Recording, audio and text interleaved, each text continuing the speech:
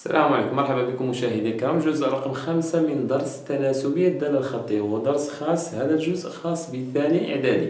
نستمر جميعا في الدالة الخطية. إذا سابقا رأينا صيغة الدالة الخطية، تمهيد للدالة الخطية، ثم في هذا الجزء إن شاء الله غنشوفوا حساب الصور وحساب السوابق. في هذا الجزء إن شاء الله غنشوفوا طريقة تحديد معامل دالة خطية والتمثيل المبياني لدالة خطية. إذا بصفة عامة، تعبير أو صيغة دالة خطية تكتب على شكل if لx يساوي ax، وقلنا أن هو معامل هذه الدالة. إذا كم يساوي انطلاقا من هذه العلاقة حيث x يخالف الصفر؟ كم يساوي إذا بحال غناخد غنقسم، يعني غنضرب في 1 على x، غنضرب فاش في 1 على x، نختزي x مع x. إذا شيولي عندي أن كم يساوي if لx على x. إذا بصيغة أخرى شنو هي هذه؟ هي صورة عدد على نفسه. إذا معامل دالة خطية هو صورة عدد على نفسه. هذه كوضعية. كان عندنا جوج طرق نحدد بها معامل دالة خطية. مثلا نقول لك سؤال: حدد معامل دالة خطية جي، بحيث مثلا نعطيك أن جي مثلا ل2 يساوي ناقص 3، ثم حدد صيغتها بدلالة إكس. مثلا هذا السؤال اللي عندنا مثلا، يعني حدد، يعني تتشكل من نوعين: حدد معامل دالة خطية، ثم حدد يعني انطلاقا من هذا المعطى، ثم حدد صيغتها. إذا عندك جوج اختيار، عندك مثلا جوج إجابات ممكن ديرهم. أنا غنحاول ما أمكن ندير الإجابات بجوج بهم. الجواب الأول مثلا هو نمشيو بهذه الوضعية هذه. إذا الجي، إذا لدينا الجي، نقول لدينا الجي دالة خطية، إذا معاملها هو العدد. شنو معامل هذه الدالة الجي؟ هو العدد جي ل2 على اش 2. الجي ل2 على 2، صورة العدد 2 على نفسه. عطاوني هذا المعطى مهم جدا. اش هي صورة العدد 2؟ هي ناقص 3. إذا ناقص 3 على 2، ومنه إذا هذا هو المعامل. أنا شنو قال لك؟ حدد صيغتها بدلالة إكس، يعني بحال هكا، يعني جي ل إكس تساوي، ومنه جي ل إكس. اش تساوي جي ل إكس؟ تساوي ناقص 3 على 2 فاش في إكس. إذا هذه هي الصيغة. انطلاقا من هذه الصيغة نعرف حساب الصور، حساب السوابق، إلى غير ذلك. نتمنى أن الجواب الأول يكون واضح. كاين جواب آخر. شنو الجواب الثاني؟ لتكون نعتبر أن جي ل إكس على هذا الشكل. أشنو؟ في إكس. إذا لنحدد كيف نحددها؟ هنا غنحسبوا نعوضوا إكس باش ب2، نعوض إكس ب2 في مبادئ إكس، نعوضها ب2، يعني أن جي ل2 كم يساوي جي ل2؟ يعني في 2. وكم يساوي جي ل2؟ كم يساوي جي ل2 حسب المعطيات اللي عندنا؟ يساوي كم؟ ناقص 3. إذا هنا الجي ل2 غنحيدو، غنعوضو باش بناقص 3. ناقص 3 يساوي في 2. إذا كم يساوي يساوي ناقص 3 على 2. إذا حددنا معامل هذه الدالة، ومنه عندنا الصيغة ديال الدالة أصبحت على شكل ناقص 3 على 2 في إكس. هذا هو صيغة الدالة. إذا هذه طريقة وهذه طريقة، ولمحكمتكم الموقرة واسع النظر. هذا ما يخص تحديد معامل دالة خطية وصيغتها أو تعبيرها بدالة إكس. إذا قال لك أجي مثل لي هذه الدالة، ناخذ نيت هذا المثال هذه الدالة نيت جي ل إكس يساوي ناقص 3 على 2 إكس. تقريبا نرجع على التمهيد اللي درت بالنسبة للمربع ومحيطه. ملي درنا يعني جدول وعطينا قيم لزيكس، لقينا المحيط قيم ليه مثلا 1 4 2 8 25 3 ونص 14 إلى غير ذلك.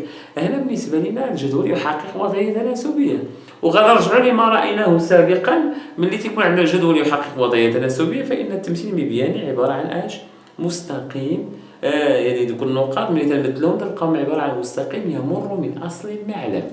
واضحين؟ مستقيم يمر من أصل المعلم. إذا هنا بالنسبة لنا التمثيل المبياني دالة خطية هو عبارة عن اش؟ غيكون مستقيم يمر من أصل المعلم.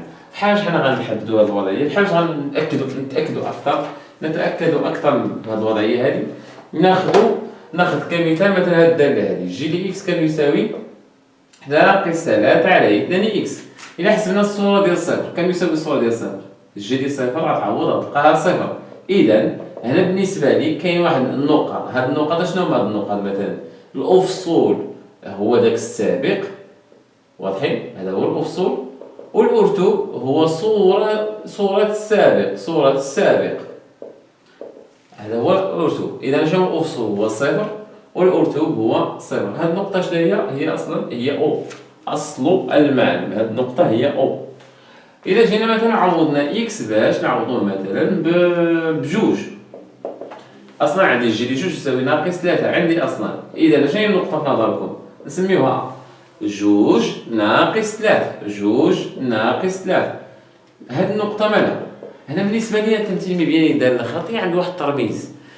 أي دالة مازال غتشوفوا دواء أخرين إن شاء الله مستقبلا. في التاسعة غتشوفوا الدالة التألفية، وفي الثانوي جدا مشترك ولا في السيزيام ولا في الباك غتشوفوا دواء كتير. كاين التمثيل المبياني تيترمز التمثيل المبياني أو منحنى الدالة تيترمز بالسي. إذا كانت الدالة إف نديرو السي إف، كانت الدالة جات نديرو السي جي، كانت الدالة أش نديرو السي أش إلى غير ذلك. واضحين؟ جات السي جات من أش منحنى الدالة، يعني كورب منحنى الدالة. منحنى جات من هاد السي هي هذه. إذا منحنى الدالة بصفة عامة. هنا مثلا غتكون عندنا سي اش سي جي، دالة جي. واضحين؟ ماشي غير خطية، أي دالة كيما تكون منحنى ديالها بصفة عامة هو هذا. مثلا إلا جينا نحسبوا واحد النقطة، نحسبوا مثلا الصورة ديال شي نقطة أخرى، مثلا نحسبوا الصورة ديال ناقص جوج. شحال عطاتنا الصورة ديال ناقص جوج؟ عوض ناقص 3 على جوج في ناقص جوج غتعطيك كام؟ 3. إذا النقطة نسميوها اش بداية الإحداثية ناقص جوج 3 تنتمي إلى السي جي. نقدروا ناخذوا شي نقاط أخرين، إلا ما عجبونيش هاد النقط ناخذ نقاط أخرى. مثلا نعوضوا مثلا إكس باش بواحد، يعني غنعوضوا نحسبوا جي لي واحد كم يساوي جي لي واحد. ناقص 3 على جوج في واحد اللي هي كم؟ ناقص 3 على جوج. إذا هاد النقطة مثلا السي ديال الإحداثية واحد ناقص 3 على جوج منها تنتمي للسي جي. ناخذوا شي نقطة أخرى جي لي ناقص واحد وبزاف هي كام؟ 3 على جوج. عوض ناقص 3 على جوج ناقص واحد ناقص هي زائد 3 على جوج. إذا اش هي النقطة اللي غتكون عندي هنا؟ غتكون عندي ديالة الإحداثية كام؟ ناقص واحد 3 على جوج. بارك علينا بارك علينا. نشوفوا جميع نمثلوا هاد النقط. إذا واحد جوج 3 4 5 6 7. واحد جوج 3 4 5 6 7 ناقص واحد ناقص جوج ناقص 3 ناقص 4 ناقص 5 ناقص واحد ناقص جوج ناقص 3 ناقص 4.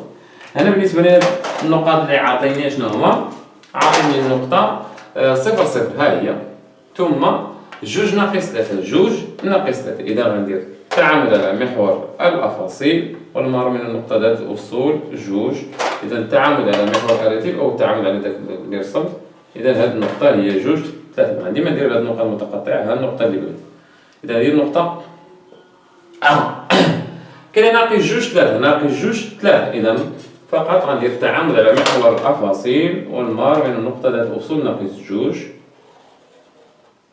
3. إذا هي هذه ناقص جوج 3 هي النقطة. ما عندي ما ندير التعامل، ها النقطة بلي. النقطة مثلا خاصها نقطة سي، واحد ناقص 3 على جوج ناقص 3 على جوج هي ناقص واحد ونص. إذا واحد ناقص واحد ونص، واحد ناقص واحد ونص، واحد ناقص واحد ونصف، ناقص واحد ونص غتجينا هنا. إذا التعامل هي هاد النقطة هادي، نمسح هادشي الآخر هادي نقطة سي. ثم دي ناقص واحد 3 على جوج، ناقص واحد 3 على جوج يعني ناقص واحد ونص، ناقص واحد ونص. نديرو التعامل على محور الأفاصيل والمرور من النقطة ذات الأفصول ناقص واحد ثم واحد ونص، تقريبا واحد ونص شي بلاصة هنا تقريبا. إذا هي هاد النقطة هادي. إذا هنا بالنسبة لي لاحظوا معي جميعا، تلاحظوا كما قلنا سابقا أنه أولولو سدوا عينيكم عفاكم وشاش. إذا هذا مستقيم يا اش يا مورو. كاين الرتبة ديال الماركور وأصلا قد درت وهذا.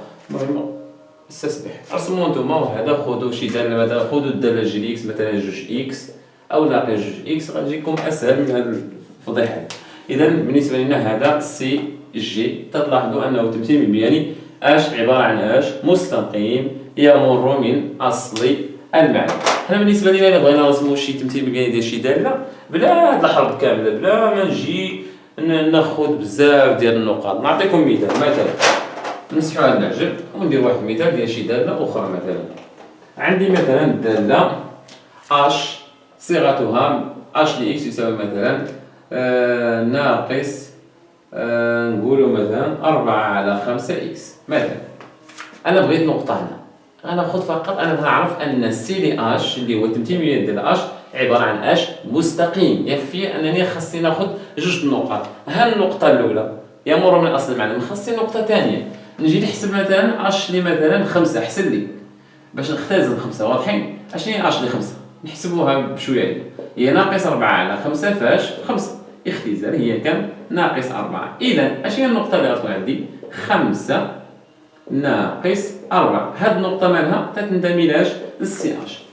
إذا فقط غنمثل ديك النقطة 5 ناقص 4 ومن بعد غنمثل السي اش. 5 ناقص 4 جات لتحت، 5 ناقص 4 جات لتحت، معرفتش غيبان ليكم، المهم 5 ناقص 4 غيبان، 5 ناقص 4 ها هي النقطة اللي عندنا. وشنو بغينا حنا سي اش؟ فقط اشنو غنديرو؟ غنربطو مع اش؟ أصل المعلم. من هاد النقطة ندوزو من أصل المعلم. إذا هذا هو التمثيل المبياني لاش؟ لشكون؟ هذا هو التمثيل المبياني ديال سي اش، الدالة اش الصيغة ديالها هي هادي. إذا فقط خذ نقطة وربط هذا المستقيم مع اش؟ مع أصل المعلم. وهذا هو التمثيل المبياني للدالة خطية. ونكتفي بهذا القدر. السلام عليكم.